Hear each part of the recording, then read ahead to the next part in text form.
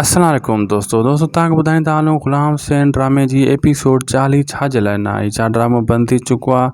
छा ड्रामो वाकई 2-3 महीना बिल्कुलु कोन ईंदो?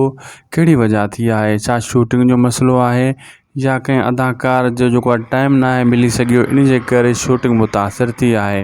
दोस्तों मां तव्हांखे ॿुधाईंदो हलां 40 एपिसोड अचणी हुई जेका न अची सघी। तव्हां ॾाढो इंतज़ारु करे रहिया आहियो, असांखे ख़बर आहे। दोस्तों मां तव्हांखे इहा ॻाल्हि कयां त शूटिंग बिल्कुलु रुकिजी वेंदी आहे। कैटरिंग वारनि जी इहो हर चकर ईअं थींदो आहे, कंहिं न कंहिं ड्रामे जी शूटिंग रुकिजी वेंदी आहे त पोइ ड्रामो न अची सघंदो आहे।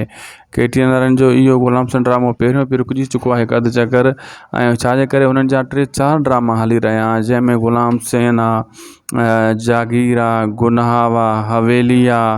हाणे जेको आहे इहे हिसाब सां ग़ुलाम हुसैन ड्रामे जी जेका आहे न शूटिंग रुकिजी वई। इन वजह खां तमामु जल्द हाणे जेको आहे ग़ुलाम हुसैन ड्रामे जी शूटिंग स्टार्ट थी रही आहे ऐं तमामु जल्द 40 एपिसोड तव्हांजे साम्हूं अची वेंदो।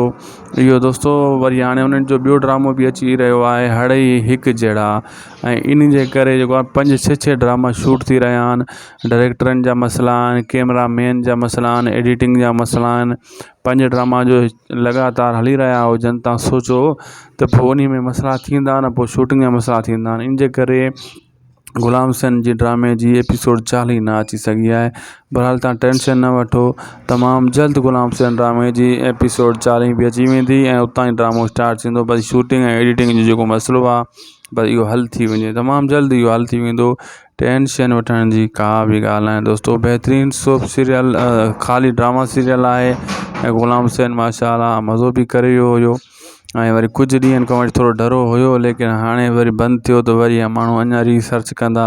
जीअं वरी इन जी एपिसोड ईंदी तीअं जा व्यूअरशिप यानी व्यूज़ वधी वेंदा। दोस्तों वीडियो पुॻो असांखे पुॼाणी त असांजे चैनल खे लाइक सब्सक्राइब इन वीडियो खे शेयर कंदा।